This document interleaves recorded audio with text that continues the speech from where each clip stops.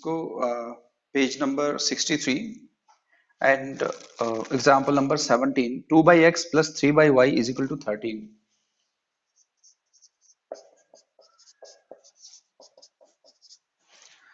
and 5 by x minus 4 by y is minus 2.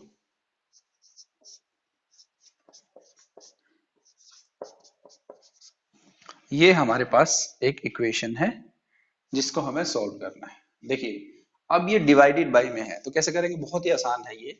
हम लोग क्या करेंगे, late 1 by x is equal to a and 1 by y is equal to b।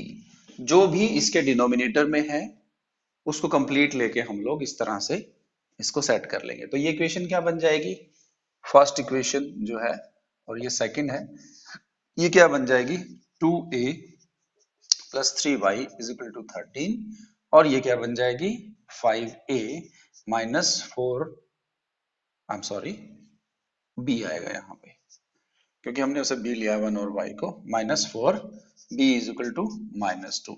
अब ये easy है आपके लिए सॉल्व करना, ठीक है। अब ये जो इक्वेशन ना हमारे पास आ गई है ये आपके लिए सॉल्व करना इजी है। आप इसको एलिमिनेशन मेथड से करें या किसी और मेथड से करें वो आप पे डिपेंड करता है, ठीक है।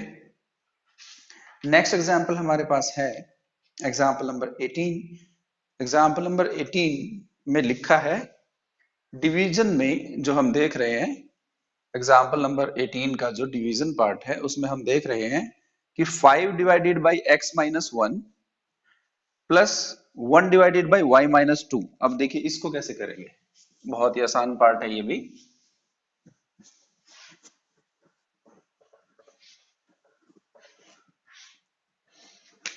ये जो है एग्जाम्पल नंबर 18 है हमारे पास, 5 divided by x minus 1 plus 1 divided by y minus 2 is equal to 2, ये है। और सेकंड जो इक्वेशन है 6 by x minus 1 minus 3 by y minus 2 is equal to something that is 1। अब इसमें क्या करेंगे, 1 बाई एक्स को ये लेंगे, नहीं आप इस पूरे को ही जो डिनोमिनेटर में है वो ए ले लीजिए, ठीक है ना। 6 divided by 1 divided by y minus 2 जो है उसको बी ले लीजिए। अब इसको सॉल्व कर लेते हैं। ये फर्स्ट इक्वेशन हम मान के, ये फर्स्ट मान के चलेंगे, ये हम सेकंड मान के चलेंगे। तो क्या करेंगे, पहली इक्वेशन से क्या बन जाएगा 5a plus b is equal to 2, 6a minus 3b is equal to 1 और इसको सॉल्व कर लो। फर्स्ट जो हमारे पास जो टॉप पे आई है उसको 3 से मल्टीप्लाई कर लेते हैं, इसको थर्ड इक्वेशन बोल देते हैं, इसको फोर्थ, है ना। तो इक्वेशन 3 को जो है हम लोग 3 से मल्टीप्लाई कर लेंगे, है ना, इनटू 3।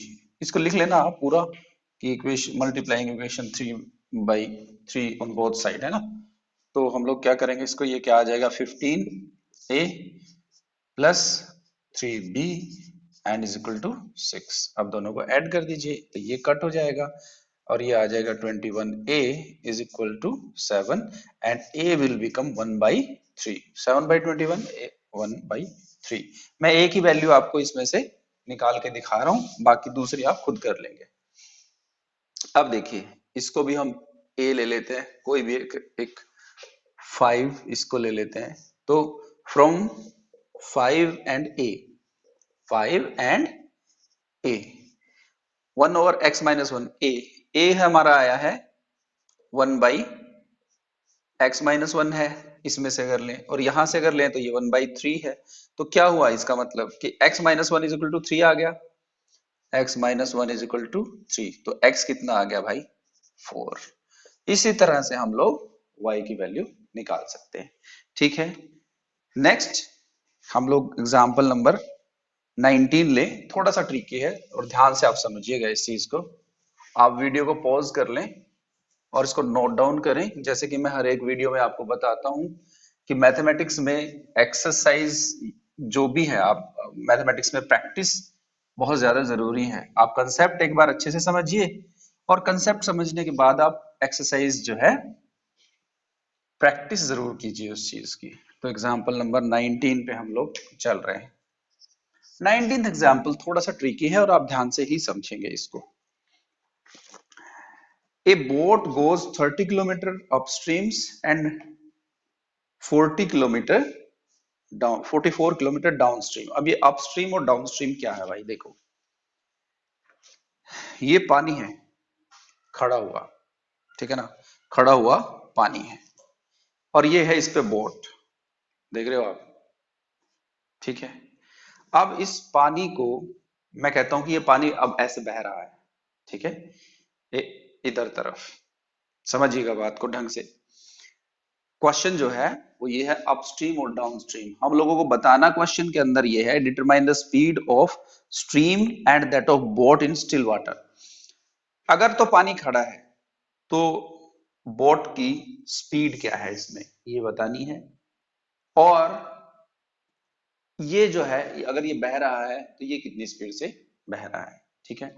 हम लोगों को ये बताया गया है कि एक बोट 30 किलोमीटर अपस्ट्रीम जाती है। अब अपस्ट्रीम का मतलब क्या है? अपस्ट्रीम का मतलब ये है कि पानी मान लो इधर बह रहा है और बोट इधर जा रही है, अपोजिट डायरेक्शन में है, तो उसे अपस्ट्रीम बोलते हैं। अगर पानी इधर बह रहा है और बोट भी इधर ही बह रही है उसके साथ ही, तो डाउनस्ट्रीम हो गया। और एक चीज और भी, अपस्ट्रीम में क्या होता है, पानी के अगर अपोजिट बोट बह रही है तो बोट को जाने में दिक्कत होगी। तो इस तरह से एक दूसरे के रिवर्स बहना थोड़ा मुश्किल होता है। तो अपस्ट्रीम में जो पानी की स्पीड है उसको काट के ही बोट की स्पीड जाएगी। अगर इसकी खड़े पानी में स्पीड 8 किलोमीटर पर आवर है और इसकी स्पीड 3 किलोमीटर पर आवर है, तो ऐसे जाने में इसको कितना तय करना पड़ेगा? 3 किलोमीटर पानी काटना पड़ेगा। तो असल में इसकी स्पीड घट जाएगी। कितनी हो जाएगी? इसकी पहले 8 थी इस साइड और इसकी 3 है इस साइड, तो ये कितना हो जाएगा? 5 किलोमीटर पर आवर, क्योंकि 8 में से 3 घटाना पड़ेगा। लेकिन अगर पानी भी इधर ही बह रहा है और बोट भी इधर ही बह रही है, तो ये पहले ही 8 है और ये 3 है, 3 इसमें शामिल होके वो 11 हो जाएगा, है ना, 11 हो जाएगा, ठीक है। तो ये चीज इसमें समझना बहुत जरूरी है। हम लोगों को ये बोला गया है boat goes 30 kilometre upstream and 44 kilometre downstream in 10 hours. In 13 hours, it can go 40 kilometers upstream and 55 kilometers downstream. Determine the speed of stream and that of boat in the still water. बहुत ध्यान से मैं बताता हूँ आपको क्या सवाल है कि एक बोट जो है 30 किलोमीटर अपस्ट्रीम जाती है, मतलब पानी के रिवर्स डायरेक्शन में, और 44 किलोमीटर डाउनस्ट्रीम जाती है, और ये दोनों काम ये 10 घंटे में करती है, अपस्ट्रीम और डाउनस्ट्रीम जाने का। अब इट कैन गो, ये जा सकती है 40 किलोमीटर अपस्ट्रीम, 40 किलोमीटर अपस्ट्रीम, और 55 किलोमीटर डाउनस्ट्रीम 13 घंटे में, 13 घंटे में जा सकती है, ठीक है ना। तो एक कंडीशन ये दी कि 30 अपस्ट्रीम 44 डाउनस्ट्रीम इन 10 आवर्स। एक कंडीशन ये दी 40 kilometre upstream and 55 kilometre downstream in 13 hours. और हम लोगों को क्या करना है? स्पीड ऑफ स्ट्रीम, मतलब पानी बह रहा है, स्पीड ऑफ स्ट्रीम बताना है। और कितना बताना है? और क्या बताना है? That boat in still water, ठीक है। तो हम लोग कैसे करेंगे इस क्वेश्चन को, आप जरा ध्यान से देखिएगा। ये देखिए, इसमें है boat goes 30 kilometre upstream and 44 kilometre downstream. तो हम लोग क्या करेंगे इसमें, एक बार तो पानी की जो स्पीड है उसको हम ले लेंगे। Let speed of current, current कह लो या स्टिल वाटर कह लो, है ना, स्टिल वाटर भी इसको कह सकते हैं। पानी बह रहा है x किलोमीटर पर आवर की स्पीड से, ठीक है ना। And speed of boat, speed of boat in still water, still water is y kilometre per hour, ठीक है ना। ये कहीं ना कहीं आपका पानी है जो अपने आप में बह रहा है, क्या, x किलोमीटर पर आवर की स्पीड से। और बोट, बोट जो है वो मेरे पास इसमें है खड़े हुए पानी में, उसकी स्पीड है y किलोमीटर पर आवर। अब देखिए, now speed of boat upstream, देखिए कितनी होगी अपस्ट्रीम में, इसकी स्पीड कितनी होगी, कैसे? अपस्ट्रीम क्या है, पानी तो इधर बह रहा है इस डायरेक्शन में, और बोट इस डायरेक्शन में बह रही है, तो जो पानी की स्पीड है वो बोट की स्पीड को कम करेगी। तो हम लोग क्या करेंगे, इसको x माइनस वाई लेंगे, ठीक है ना। तो अपस्ट्रीम x माइनस वाई लेंगे, ठीक है, kilometre per hour. Now speed of boat downstream, देखिए मान लिया कि हमारा जो पानी है वो इस साइड में है, ठीक है, और बोट भी इसी साइड में चल रही है, ठीक है ना, बोट भी इसी साइड में चल रही है। देखिए speed of boat in still water, तो क्या हो जाएगा x प्लस वाई, बात समझ में आ गई। Speed of current is x and speed of boat in still water is y, ठीक है ना।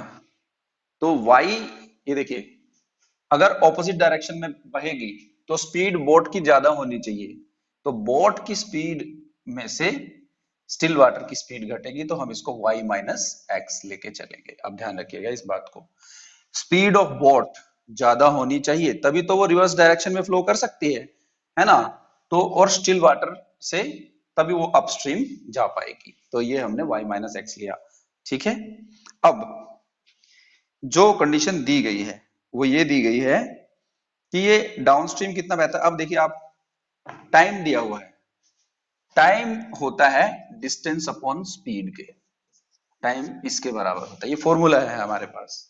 अब जब टाइम इसके बराबर होता है तो हम क्या कर सकते हैं, डिस्टेंस अपस्ट्रीम जो डिस्टेंस है, ये जो है ये स्पीड है, 1 किलोमीटर पर आवर में स्पीड है, 1 किलोमीटर पर आवर में स्पीड है। तो अपस्ट्रीम जो डिस्टेंस उसने कवर किया है पहली कंडीशन में वो है 30 किलोमीटर अपस्ट्रीम, तो 30 kilometre divided by y minus x plus 44 downstream, 44 x plus y, और ये कितनी देर में किया है 10 आवर्स में, इज इक्वल टू 10। ये कैसे बनाई है ये जरा एक बार फिर से मैं आपको बता देता हूं।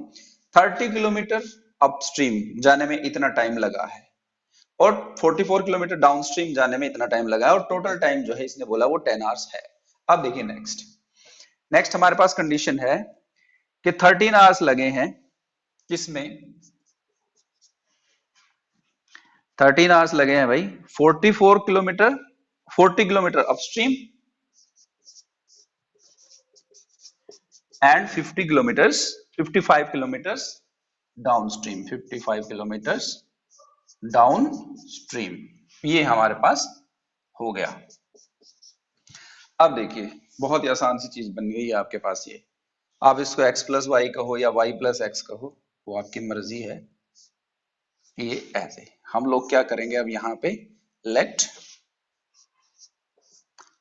1 over y minus x is equal to a and 1 over y plus x या x plus y is equal to b, ये हम ले लेंगे, ठीक है। अब इनको इस इक्वेशन 1 ले लो, ये इक्वेशन 2 ले लो, ये इक्वेशन 3 ले लो, ये इक्वेशन 4 ले लो। अब इसी से हम लोग इस क्वेश्चन को सॉल्व करने वाले हैं। You please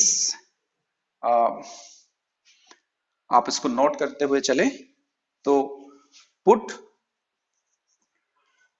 equation 3 in 3 and 4 in 1 and 2, इसकी और इसकी वैल्यू इनमें रखिएगा, तो क्या आएगा 30 डिवाइडेड बाई ए, 30 नहीं 30a, 30 बाई 1 और x है ना, तो क्या लिखेंगे 30a plus 44b is equal to 10, और यहां पे क्या लिखेंगे 40a plus 55b is equal to 13, ठीक है। अब सिंप्लीफाई कर लेंगे इनको, बहुत ही आसान हो जाएगा। सिंप्लीफाई कर लेते हैं, देखिए कैसे। पहले तो हम लोग इसको पूरे को 4 से मल्टीप्लाई कर लेते हैं, 4 से दोनों साइड, है ना। ऊपर वाले को 4 से और नीचे वाले को 3 से। इसको हम इक्वेशन नंबर 5 बोल देते हैं और इसको इक्वेशन नंबर 6 बोल देते हैं। Equation 5 into 4 and equation 6 into 3। देखिए, तो इसको 4 से करेंगे तो 120 ए, 4 चौके 16 और 16 एक 17, बी इज इक्वल टू 40 और ये आ जाएगा 3 से करने पे 120 ए, 3 पंजे 15, 3 पंजे 15 एक 16 और 13 ते 39। ऐसे अब इसको इसमें से माइनस कर दीजिए, माइनस माइनस एंड माइनस, ये कट हो जाएगा। ये कितना आ जाएगा 11 और ये कितना आ जाएगा 1। 11b इज इक्वल टू 1, तो b कितना आ गया 1/11। देखिए ध्यान से, b आपके पास 1/11 आ चुका है। अब इसको, इसी वैल्यू को आप फिफ्थ में रख दीजिए, इसको हम लोग बोल देंगे ये 7 है। पुट 7 इन सिक्स्थ, है ना। तो क्या आएगा 6 नहीं, चलो 6 में रख दो, कोई दिक्कत नहीं है, मैं 5 में रख देता हूं। तो b इज इक्वल टू 1/11 मैं यहां रख रहा हूं, तो ये आ जाएगा 30a plus 44 into 1/11 is equal to 10। तो ये 4 पे क्रॉस हो गया। 30a इज इक्वल टू, ये है हमारे पास 10, है ना, ध्यान से। 10 माइनस 4 इज इक्वल टू 6। तो 30a इज इक्वल टू 6 और इसका मतलब क्या हो गया, a कितना आ गया आपका 1/5। देखिए ये आपका आ गया a 1/5, राइट है। अब मेरे पास a भी आ गया और b भी आ गया और हम लोग इसको इसमें रखते हैं, इसको इसमें रख लेते हैं। देखिए क्वेश्चन थोड़ा लेंथी है बट समझना बहुत जरूरी है, कंसेप्ट समझना बहुत जरूरी है। मैं इस चीज को यहाँ पे क्लियर करके रख रहा हूँ, ये वाले को आप इसको नोट करके रख लेना अपनी नोटबुक पे और हम लोग इससे अपना काम चला लेंगे। देखिए अब क्या आएगा, a की वैल्यू हमें पता चल चुकी है 1/5 है, तो मैं यहां लिख रहा हूं 1/y minus x is equal to 1/5। इसका मतलब क्या हो गया y minus x is equal to 5, इसका मतलब ये हो गया। हाँ, b की वैल्यू पता चल चुकी है 1/y plus x is equal to 1/11। तो इसका मतलब क्या हो गया y plus x is equal to 11। ठीक है, हम क्या करेंगे, इन दोनों को ऐड कर देंगे तो x से x कट जाएगा, 2y इज इक्वल टू 16 और y इज इक्वल टू 8। बात समझ में आई, y हमारा 8 आ गया है। अब इसमें रख लेते हैं, इसमें से किसी में भी, इनमें से किसी में भी इसको रख लेते हैं। 8 में से क्या माइनस करें कि 5 आ जाए, 8 में से क्या माइनस करें कि 5 आ जाए 3। तो y is equal to y minus x is equal to 5 और 11 minus x is equal to 5 and minus x is equal to 5 minus 11, x minus x is equal to -3 and x is equal to 3। अब देखिए पूछा क्या था, पूछा ये था speed of current in still water. Current, speed of current या still water कितना है 3 किलोमीटर पर आवर, ठीक है। और बोट जो है वो कितनी स्पीड से चल रही है स्टिल वाटर में 8 किलोमीटर पर आवर की स्पीड से, ठीक है। So this is the introductory part. अब आप इसको समझ भी सकते हैं कि अगर हम ये बताएं कि बोट अपस्ट्रीम कितनी स्पीड से जा रही थी 8 माइनस 3 5 किलोमीटर और डाउनस्ट्रीम कितने से जाएगी 8 प्लस 3 11।